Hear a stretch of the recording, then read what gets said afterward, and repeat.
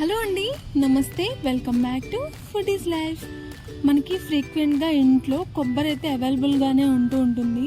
So ఆ కొబ్బరితోనే మనం ఈజీగా అయిపోయే స్వీట్ అయితే ఒకటి చూద్దాము. దానికోసం ముందుగా ఒక చిప్ప వరకు నేను కొబ్బరిని తీసుకున్నాను. ఇలాగా చిన్న చిన్న ముక్కలుగా అయితే కట్ చేసుకోవాలి. బేసిక్గా మనకి ఇలాంటి వీడియోలు చూసినప్పుడైతే మనకి కొబ్బరి అయితే అవైలబుల్గా ఉండదు. సో దానికోసమని ఈ వీడియోని మీరైతే ఫస్ట్ అయితే సేవ్ చేసేసుకోండి. మనకి ఎప్పుడైనా అవైలబుల్లో ఉన్నప్పుడు కొబ్బరి అయితే మనం దీన్ని చేసుకోవచ్చు. చాలా టేస్టీగా ఉంటుంది అండ్ చాలా తక్కువ ప్రాసెస్, ఈజీగా ప్రిపేర్ చేసేసుకోవచ్చు. టైం కూడా ఎక్కువ అయితే అస్సలు పట్టదు. సో ఇంగ్రీడియంట్స్ కూడా చాలా మన ఇంట్లో ఉండేవే యూజ్ చేస్తాము. సో దానికోసం ఈ వీడియోని అయితే ఫుల్గా చూడండి, ఎక్కడా కూడా అస్సలు స్కిప్ చేయొద్దు. సో ఫస్ట్ అయితే ఈ కొబ్బరి ముక్కలన్నీ కూడా మిక్సీ జార్లోకి అయితే వేసేసుకోవాలి. ఇలా మిక్సీ జార్లో వేసేసుకుని కొద్దిగా వాటర్ అయితే పోసుకోవాలి. ఎక్కువ వేసుకోవద్దు, వాటర్ కొంచెం వేసుకుంటే సరిపోతుంది. ఎలాగో మనకి పాల్ కంటెంట్ ఉంటుంది కాబట్టి కొబ్బరిలో, సో ఎక్కువ వేసుకోకుండా మెత్తగా గ్రైండ్ చేసుకుని పక్కన పెట్టేసుకోవాలి. ఇప్పుడు స్టవ్ పైన ఒక కడాయిని పెట్టుకుని 2.5 కప్పులు పాలనైతే పోసుకోవాలి. అవి పచ్చి పాలైనా కానీ పర్వాలేదు, అండ్ అలాగే కాచి చల్లార్చిన పాలైనా కానీ పర్వాలేదు. సో ఇలా పాలనైతే వేసుకున్నాను. ఒక 2.5 కప్ మిల్క్ అయితే వేసేసుకున్నాము. ఆ తర్వాత ఇందులోకి మనం పాలని ఏ కప్పుతో అయితే తీసుకున్నామో అదే కప్పుతో 2 కప్పులు పంచదారని అయితే వేసుకున్నాను. ఇలా పంచదారని కూడా వేసిన తర్వాత మనం గరిటెతో బాగా కలుపుకుంటూ పాలతో పాటు పంచదార కూడా బాగా కరిగేటట్టు పెట్టుకోవాలన్నమాట. సో ఇక్కడ చూస్తున్నారు కదా, మనం పాలతో పాటు పంచదార కూడా వేసుకున్నాం కాబట్టి ఇలాగ కన్సిస్టెన్సీ, పాల కన్సిస్టెన్సీ కొంచెం విరిగినట్టు అయితే వస్తుంది. So no problem. ఇప్పుడైతే మనం గ్రైండ్ చేసుకున్న కొబ్బరి తురుము ఉంది కదా, సో దాన్ని ఒక 2 కప్పుల వరకు వేసుకుంటున్నాను.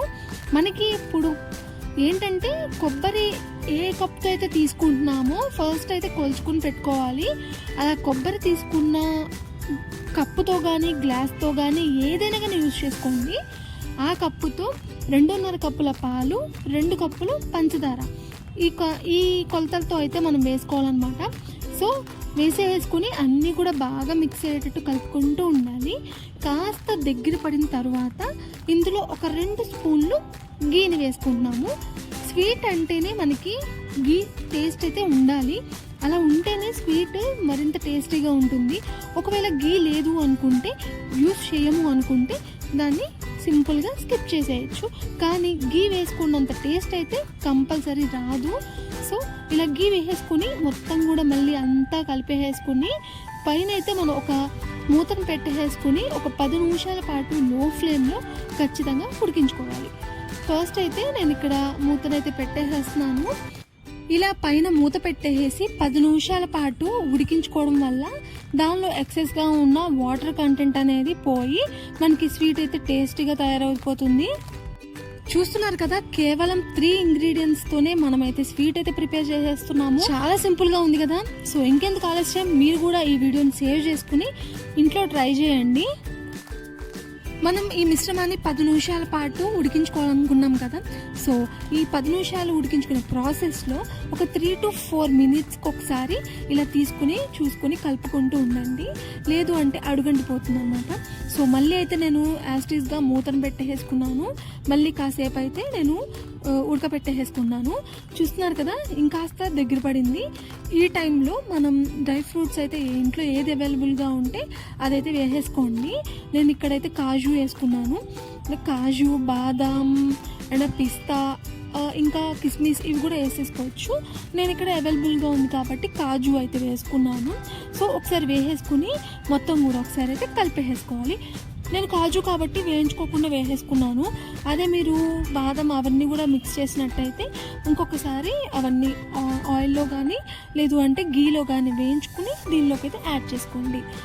సో ఫైనల్గా మళ్ళీ మూత పెట్టేసుకుని ఖచ్చితంగా 10 నిమిషాల పాటు ఉడకపెట్టుకున్న తర్వాత చూస్తున్నారు కదా, బాగా దగ్గర పడిపోయి ఇలా పొడి పొడిలాడుతూ వస్తుంది. సో మనమైతే ఈ టైంలో కరెక్ట్గా స్టవ్ అయితే ఆఫ్ చేసుకోవచ్చు. ఇప్పుడు మనం దీన్ని ఒక ప్లేట్లోకి అయితే ట్రాన్స్ఫర్ చేసుకోవాలి. సో ముందుగా ప్లేట్కి అయితే ఒక స్పూన్ గీ వేసేసుకుని ప్లేట్లో ఇలాగా ప్లేట్ మొత్తం కూడా స్ప్రెడ్ చేసుకోవాలి. ఇలా స్ప్రెడ్ చేసుకుంటే మనకి తీసేటప్పుడు ముక్క ఈజీగా రిమూవ్ అయిపోయి ప్లేట్ నుంచి వస్తుందన్నమాట. సో దానికోసమని నేను ప్లేట్కి ఇక్కడ గీ అయితే అప్లై చేసుకుంటున్నాను. మీరు ఆయిల్ అయినా కానీ అప్లై చేసేసుకోవచ్చు. మాకు ఆయిల్ ఫ్లేవర్ నచ్చదు అనుకుంటే మనం ఇందాక కొబ్బరి తురుము వేసుకున్నాం కదా, సో దాన్నే కొంచెం అలా స్ప్రెడ్ చేసుకోండి ప్లేట్లో. సో అలా స్ప్రెడ్ చేసుకున్న తర్వాత మనమైతే రెడీ చేసుకున్న కొబ్బరి స్వీట్ని ఇలా ప్లేట్లోకి ట్రాన్స్ఫర్ చేసేసుకుని మొత్తం కూడా ప్లేట్ నిండా స్ప్రెడ్ చేసుకోవాలి. ఇలా స్ప్రెడ్ చేసుకున్న తర్వాత ఖచ్చితంగా గంట పాటు గాలికైతే వదిలేయాలి. మనం ఫ్యాన్ కింద పెట్టేసుకున్నాం అనుకోండి, మనకి ఈజీగా అది గట్టి పడిపోతుంది.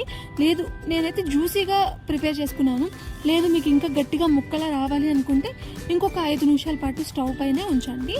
సో ఇలా ఆరిపోయిన తర్వాత మనం ఇలా పీసెస్లా కట్ చేసేసుకుని ప్లేట్లోకి కానీ లేదంటే అలా అయినా కానీ సర్వ్ చేసేసుకుంటే చాలా టేస్టీగా ఉండే కొబ్బరి స్వీట్ అయితే రెడీ అయిపోయింది. ఈ కొబ్బరి టేస్ట్ మనకి బాగుంటుంది, నచ్చుతుంది కాబట్టి నేను ఇంకా ఇలాచి ఏం వేయలేదు. సో ఈ వీడియో అయితే మీకు నచ్చిందని నేను ఎక్స్పెక్ట్ చేస్తున్నాను. ఈ వీడియో మీకు నచ్చినట్లయితే like, share and subscribe to food is life. And అలాగే థ్యాంక్స్ ఫర్ వాచింగ్.